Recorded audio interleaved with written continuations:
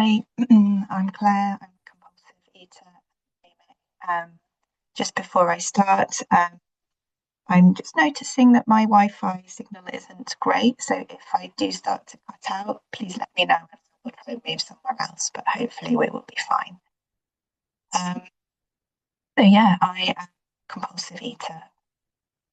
That means that I am an addict. I am powerless over food.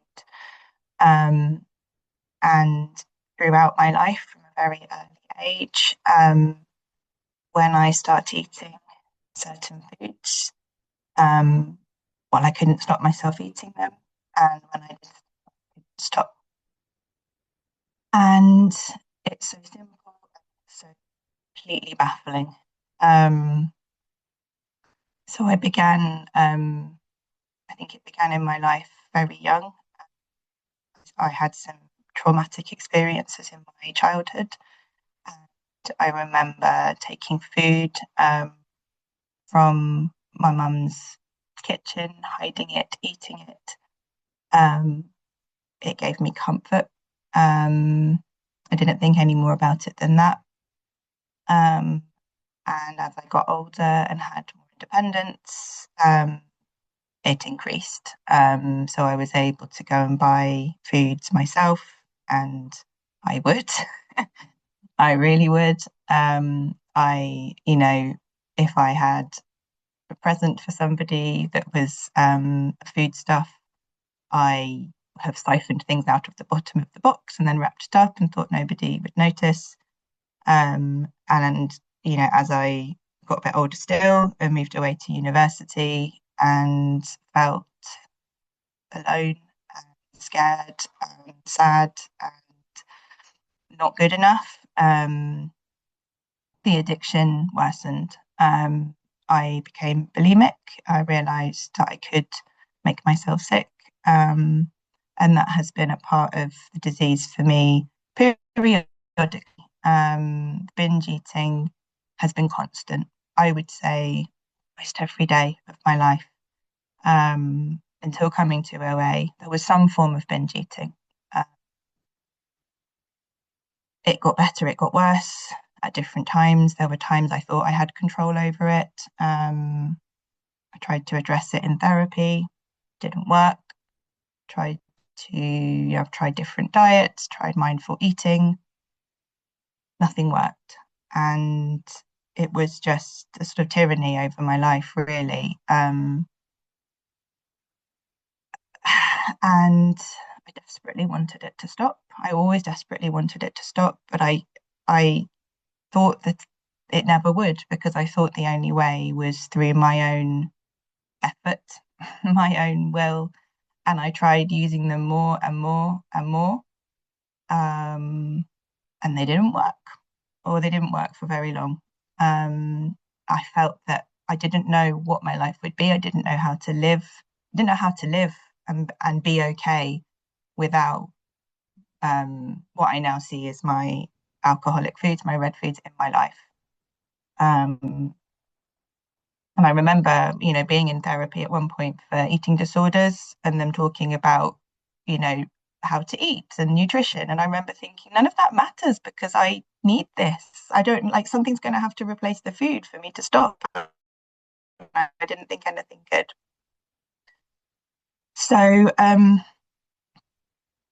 I first came to OA when I had a moment of eating something, a dessert on New Year's Eve that had been left outside in the rain, and I brought it in and put it in the bin, and then got it out of the bin and opened the soggy packaging and ate it and sat alone. My family were all next door laughing, and I sat alone, and it was as if the kind of insanity of it got through in a chink for the first time.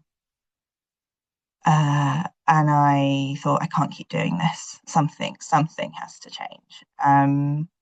So I had been aware of OA before, and I found a meeting that was happening in a couple of days online, and I went to that meeting and I was welcomed, and I heard my story. heard other people within that very first meeting who did what I did, and it was, don't know, it was it was amazing. All I really got in the beginning was that I was powerless, and these other people were powerless, and there might be a way. And I was gifted some recovery, very like immediately. That I did not work a program consistently. I went to a meeting maybe every week, every 2 weeks. I resisted getting a sponsor for a long time because I was really frightened of having a sponsor, because I thought that they would control me, or that I don't know what I thought. I was very scared. Kind of thought I could do it by myself, work the steps by myself. I definitely thought I was different from everyone else, even though the disease was the same.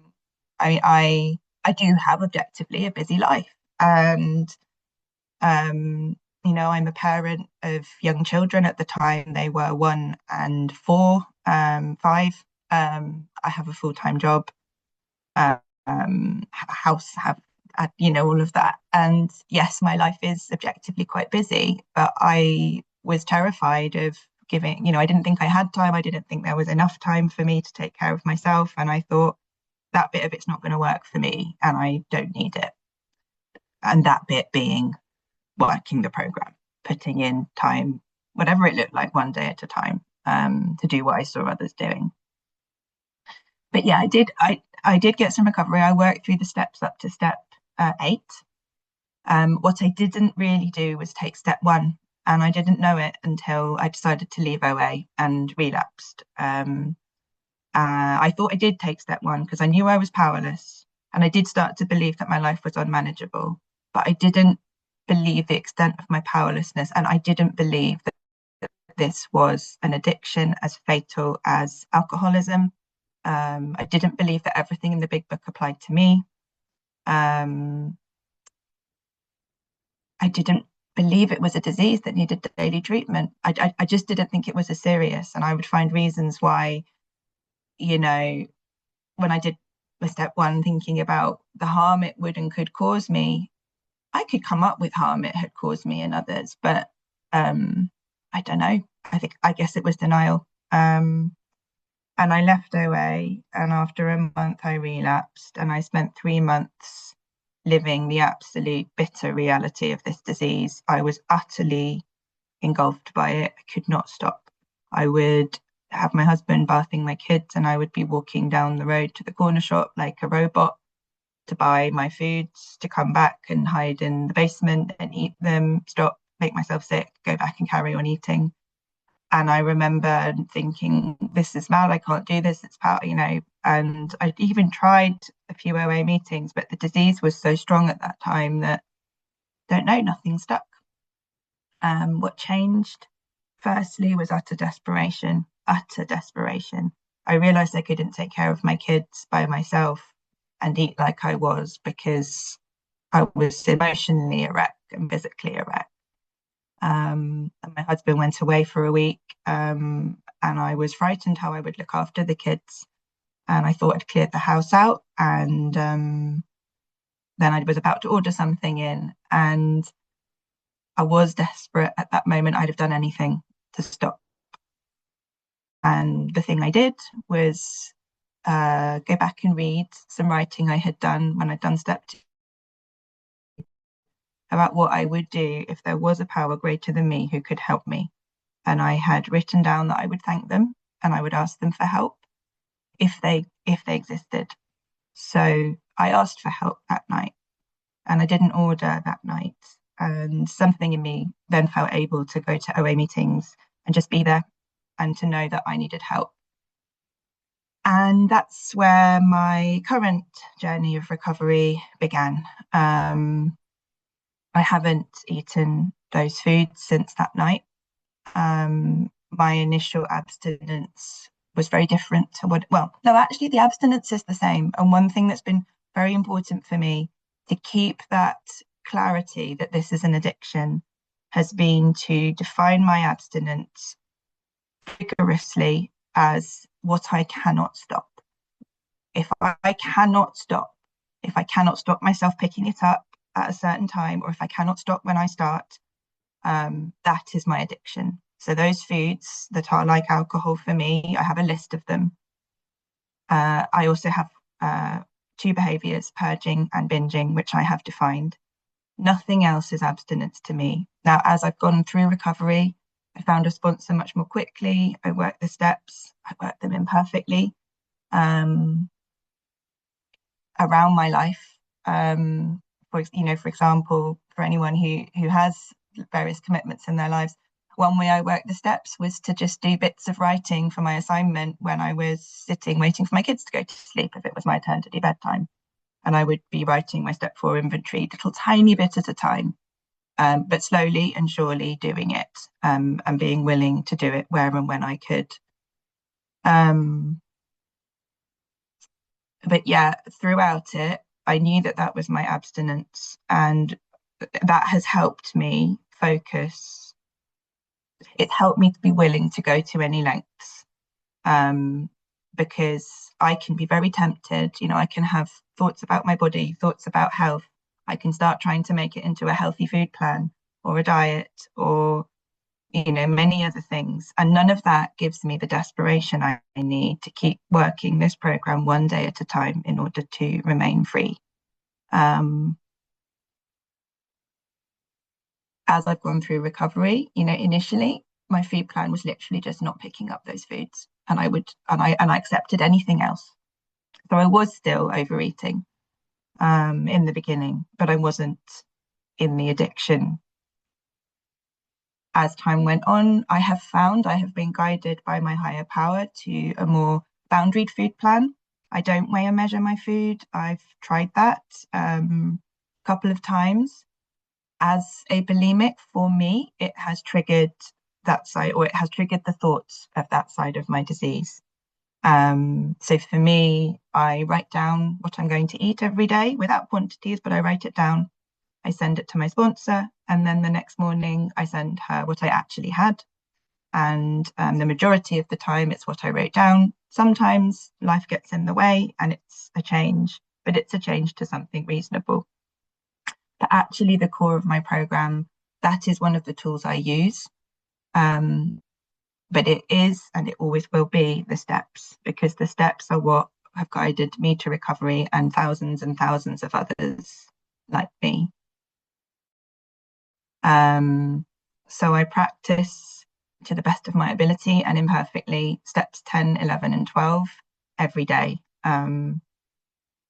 I take time. Sometimes I get to meditate for 10 minutes and have slower prayer and spend longer on things. Sometimes I can't do that, but I find time and I find a way to connect to my higher power. And that is that. I mean, it's so simple, really. It's surrender to a higher power, trust God, clean house, and help others. I do sponsor now. I'm just for the first time, and this is something else that I thought I would never be able to do. A lot of the things I've done in program, I thought I could never do. I thought I couldn't do step 4. I thought I couldn't do step 9. I thought I couldn't do outreach calls until my sponsor asked me to do 2 a day, and I discovered I was willing enough, and I hated it to begin with. I could, and I thought sponsoring would be the same, and actually, what everyone says, big surprise, is true. It helps my recovery so much. So yeah, I take inventory imperfectly every day. I keep watch like a hawk for resentment, for fear, and for self-will, and I miss them all the time, and they pop up all the time. But when I notice them, I write them down, I pray, and I surrender to God, to my higher power. I take time to talk to, in some form or other, my higher power every morning, and I try to remember as I go throughout the day to ask for the next right thought and action, to be guided by my higher power. And I forget all the time. I'm human. And so many times I suddenly wake up and go, oh, running the show again. And I go back and I read something or I use a tool to reconnect. I'm coming up to the last few seconds. So thank you so much for inviting me to speak and for hearing me. Thank you all for being here and helping my recovery. And thank you to everyone doing service.